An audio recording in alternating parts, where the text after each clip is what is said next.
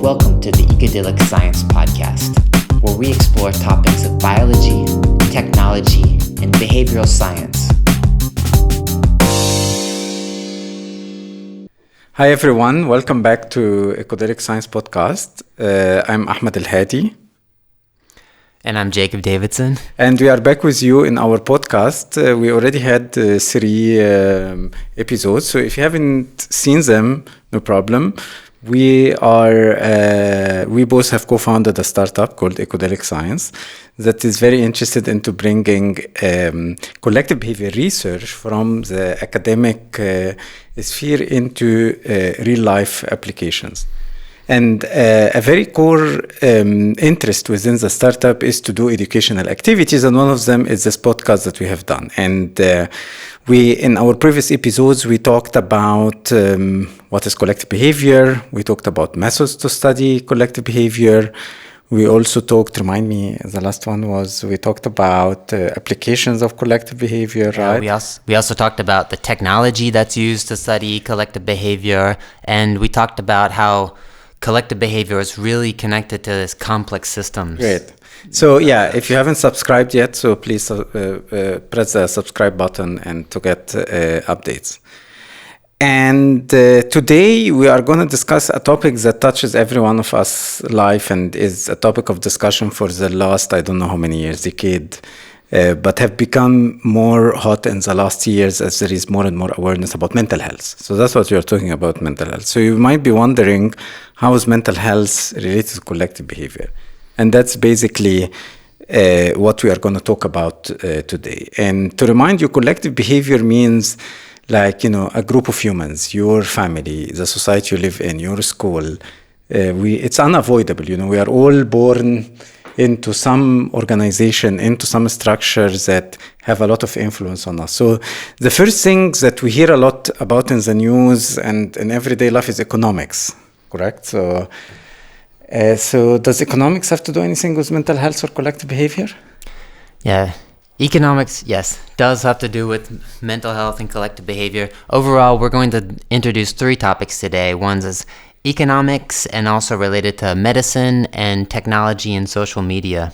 Cool. All of these have to do with both mental health and collective behavior. So economics has to do with collective behavior. Let's just introduce. Think of you're growing up in a society, because this could be anywhere, and you observe the people around you, what these people have and what you have, and you compare yourself to them. And how you see yourself in relation to others really infects your happiness, how happy you are with what you have. Mm-hmm. Mm-hmm. So this is type of comparative, comparing yourself to others. Mm-hmm. And there's also, we'll bring in a concept here that kind of puts this a bit more specific. It's called the Easterlin paradox. What is this? This basically says that more income does not always lead to more happiness. But that what the paradox refers to is if you look within any given society, for example, if we look within the US or within Germany, then we see that higher incomes up to a certain level correlate with higher reported happiness values. Okay. But if we look at, say, the history of the past 100 years, income has risen over time, but the average happiness levels reported have not risen in line with the income levels. Very interesting. So if we would just look at a snapshot, we would say that higher income then leads to more happiness. But if then we look at this across time, then we see this is not true. So there is here a notion of time scale, right? So the more, it's important to look at the collective phenomena, not as a snapshot, but over historical time, because they take time in order to form in a big society, correct? Exactly. And it's important to actually look at both. Correct. So, because this makes it clear that these differences within a society are a key. And that's correct. And then that's one aspect. But the other aspect is the tight correlation between mental health and poverty. It's like a feedback loop from poverty to mental illness and mental illness to poverty, correct? So this comes back to feedback as a complex systems concept. Great. If we're thinking a systems view and the collective behavior of poverty and health in general, including mental health, then those with worse mental health are more likely to become in poverty, but also being in poverty is associated with mental health. So this is a feedback loop that makes it very hard to I think it's very important to think like this, because a lot of time economists talk as if the economics only affect individuals, but it's really a collective thing. So that's why any intervention really to deal with this issue cannot be just targeted as an individual. So do you have any examples of interventions? I can think of some, but I would actually put this question back in. Yeah, somebody didn't really study before coming. So yeah, I think universal, maybe many people from our audience have heard about UBI, the Universal Basic Income. And it seems to be one that maybe will help into alleviating some. I'm very aware that research is not still very solid into how this will alleviate poverty or mental health, but it's very important to do it in very radical ways. The other thing is, social safety nets. It's very important that I wake up in the morning and not worried that if something happened bad to me, nobody's going to help me. That's like the basic stressor. If you look at the correlation between stress about income, the majority of people in even advanced countries like the United States live paycheck to paycheck. So what kind of stress is this causing? So if there is some safety nets when you're an adult, but also more importantly, when you're retiring, when you're old, you don't want to be homeless.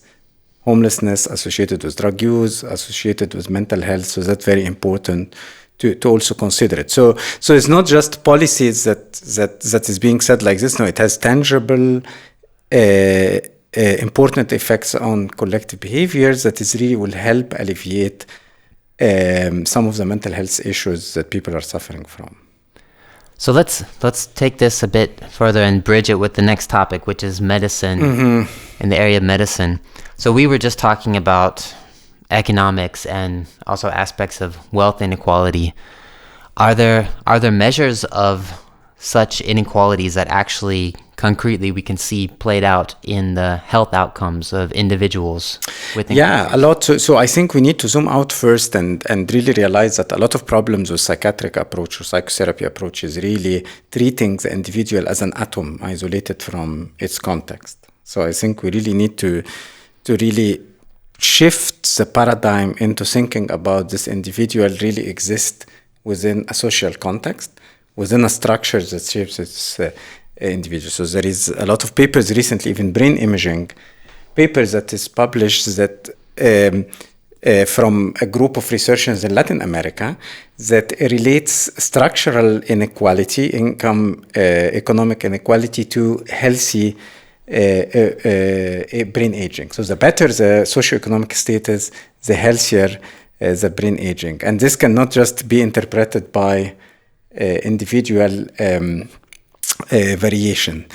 The other thing is that, if I get a patient and then strip them from the context as if I'm treating as an infection, like, I give an antibiotic, I fight the infection, the person is cured. But if this person comes with a mental health crisis, it's very hard to just tackle it without really putting the suffering of this individual within a societal context that, if you change it, might heal this suffering by itself.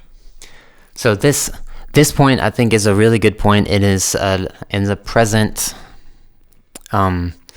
people are starting to think about this more. So if we look back a bit at the kind of medical history, we can see there's periods of times, go back some point in time, then there was a concept of treating the disease. The infection and treating infection is a good example. If you have an infection, you can treat the infection. If the infection stops growing, this is a good outcome. Correct. Now, considering things a bit more complicated, which are most illnesses, illness. This is actually the terminology, from disease to illness, which corresponds to treating kind of the disease versus treating the person. Right. And to treat the illness is a part of the person. So it depends on their life history, what other things is experienced, and what connections they may have. So it's not as easy to treat an illness because it depends on the personal context. So now going forward, we can, now people are starting to talk about treating the system, especially seeing how important social interactions are for health, and that these things that we're talking about, illnesses or different aspects of mental health, don't happen in isolation. Correct. Things such as inequality, safety nets, the ability of healthcare. Correct. It's all part of the system. So we need to think of the whole system. Correct. And also this leads to a really problematic thing, is that a lot of time diagnosis is, or the labeling of mental disorders is quite arbitrary. Like, you have the diagnostic and the standardized manual, the DSM. What is the DSM? I've heard of the DSM. Tell me a bit more of what the DSM is. The DSM is used by psychiatrists. It's like a manual that tells you, okay, if you satisfy certain criteria, you have a certain disorder. A lot of it is individual based. It's useful, of course, I cannot deny, but it doesn't take into account collective determinants, social determinants. Who comes up with this? If I'm going to look this manual and say this is described as normal behavior, this is described as a disorder, who's actually making this is a collective society, and it's a collective. So it's like a collective societal agreement, and in the case of DSM, this is Western societies. Also agreeing on a certain normative behavior, like that homosexuality was part of the DSM and moved out of the DSM once the society accepted homosexuality. So we have to treat always what is in the DSM with a grain of salt. We have to keep an open mind, a critical mind. For example, attention deficit hyperactivity disorder. You know about it? Yes, I know about it. So what did you hear about it? I know that diagnoses have increased a lot in recent years. But what's the symptoms? You know what the symptoms are? The symptoms are, inability to pay attention and focus. And when I am trained as a neuroscientist, and when you talk to other researchers, they will say, but we know that a fidgety kid or a not attending kid might be what is, they need another educational system. So it might be just, you can imagine there is a diversity among humans. We all agree on this. And in terms of abilities, in terms of mental capacities, there is a distribution, and in terms of behaviors. And maybe, the ADHD subjects are just a small part of the distribution. So one way to tackle it is to say, okay, maybe they need another way to deal with them, and instead of medicating them in order to force them to be in an educational system that might not work with them. This is an interesting concept. I think there could be two parts at play here. We could say, okay, the current modern society has a lot of things that can take your attention. Correct. Maybe even correct. I'm sure our audience heard the word attention economy. There is so many. Yes. There is so many things around us fighting for our attention. What you are looking at social media, at the news, in the street, we are continuously bombarded with this. So it's actually understudied. How does this psychologically and biologically really affect us? And one byproduct of it might be the increased percentage of ADHDs, but this is still a very open question. Right, it's an open question because, as you said, another big part of this is saying, okay, the definition of ADHD itself because also it's not defined. Yeah, because the increase is not only in diagnosis in children. There is also adults. Suddenly, they will tell you, I got a diagnosis with ADHD. So one begin to ask the question, of course, our medical knowledge have advanced, but also there is a lot of societal change that's happened. And it seems to me what is lacking in the equation here is really questioning how are these societal changes producing behaviors that didn't exist before, and is the solution to to get medicated or to find ways to cope with it on a collective level.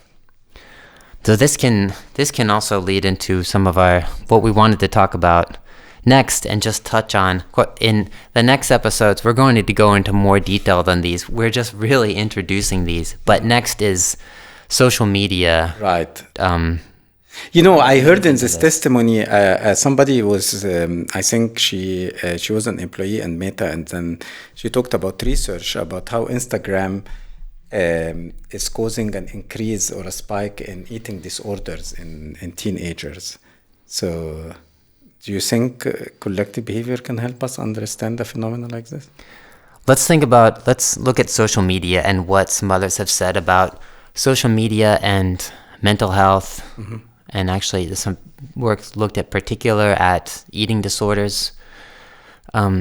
So there is one crowd, and there's particularly a book called The Anxious Generation that describes this. And it says, okay, social media can be to blame for the rise in things we see, such as rise in depression, eating disorders, and so on. But if we look a bit closer, the counter arguments to this are saying that, social media, we need to consider it for what it is.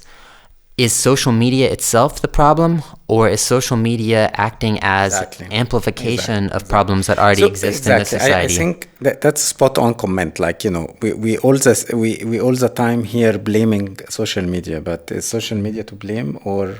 In my opinion, social media is not the root cause of these problems, but it does act as an amplification. Right. We talked about feedback. So social media can spread things very fast, can reach a larger audience. This actually affects many of the things we had, such as comparing yourself with others in terms of inequality and wealth. Body image, this is one thing. So this is the notion of social contagion, correct?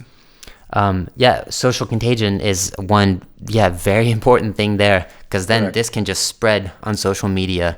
Correct. This is much faster. So you can imagine, if you have an inequality in a small group of people, this inequality exists. Let's say wealth inequality comparing to each other, or somebody is telling you why are you fat, or body image problem. But what happens with social media is just this exponentially grow onto larger scale and takes this problem maybe to a place where this was not even a problem, right? And creating trends in places where this problem didn't even exist to begin with. So that's, I think, the issue with social media. It just amplifies it. It's exactly like when people talk about bias in machine learning, and it's just because collectively our language is biased, correct? So. Right. It's not the algorithm. Right. Okay, the algorithm becomes biased because of the training data. Mm-hmm. Very good analogy, actually. So is the social media itself biased? The social media can amplify the biases that already exist. And also, it's not really helping that social media algorithms are tuned to keep engagement. Attention. So here we go back to a couple of concepts we have discussed in our previous episode. We talked about the word feedback, but also what are we optimizing the collective system for? So if I am optimizing a social media like Facebook, Instagram, TikTok onto engagement, then it will succeed. Then it will succeed in terms of engaging people more, but it also might amplify very dangerous behaviors. And I think personally that this is the reason why TikTok became very successful, because they really cracked down a very highly addictive and engaging algorithm. Yes, exactly. It's engaging, and also people like to see content that's kind of shocking or extreme. It's grabbing attention. Yeah, it's a visual part. So another thing. So if I design a collective system, I want to put some things that the network in itself have to be optimized to do something. If I'm optimizing for engagement, that's what it do. But so these are some downsides of these are potential. Negatives per se, but things we need to really watch out of social media. But I can also spread a positive message. Exactly. Yeah. What could be some positive ways that social media is actually social media could positively The discussion impact around, mental the health. discussion we are having today about mental health have been discussed a lot over social media, So that's one True. very important thing that people discuss. Yeah, exactly. I've also seen or types of self-help or personal development, also education. Right. These things can also spread on social media. Exactly.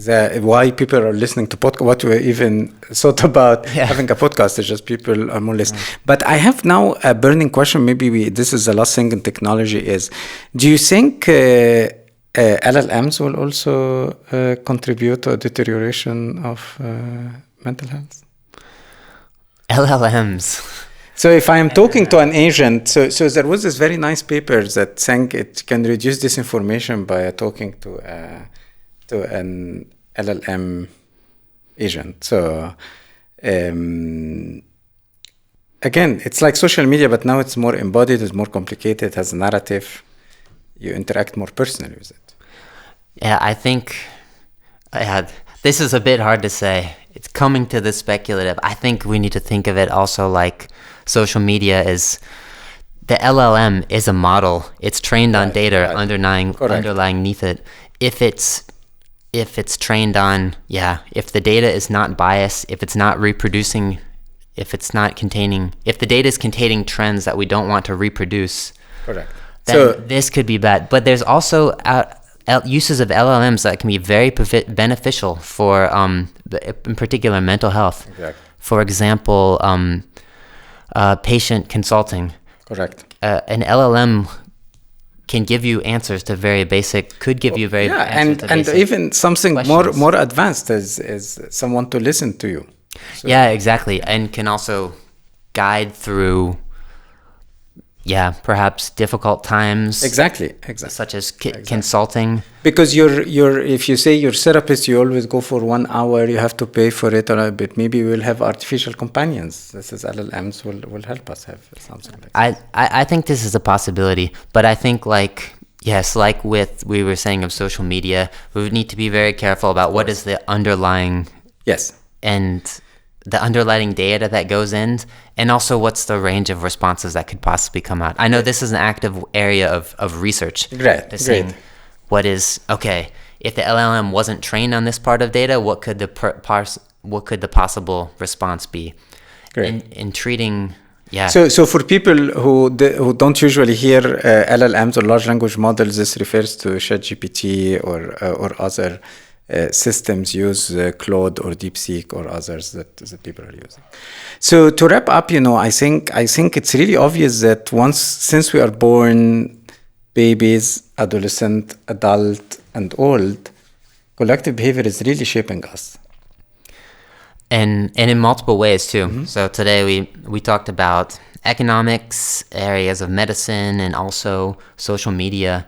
And you would, depending on perhaps life stage, experience these at different what you're experiencing all of these, but these could impact you more. Right, you are being shaped all the time, by this type of collective dynamics. And really, I think if there is something that one would take from today's episode, is that very important to be open-minded, creative in tackling mental health problems, in finding solutions that are collective in nature, societal intervention, really looking at core causes, structural causes, in order to really be able to tackle this mental health epidemics. It's like, when people talk about, for example, and fentanyl is a big issue in the United States, and people say, let's stop fentanyl from entering the country. This doesn't really solve the issue of drug use, because to really solve it means if I have the fentanyl in front of me, I will not take it. So you have to ask the question, why is the desperation? Why is the drug abuse? So also there is a mental health crisis there that is, and you look at the correlation between income inequality and drug use, there is a very strong association. It points to many things that it's always hard to put a single correct cause or blame. Right. But that's why we want to go more into detail into all of these topics. So great. So Jacob is telling me, that it's time to wrap up, and we have so many other episodes to do. It was great to have all of you listening to us, and please subscribe and tell your friends, and also let us know what you think. And see you at the next episode. Take care. Thanks. See you next time.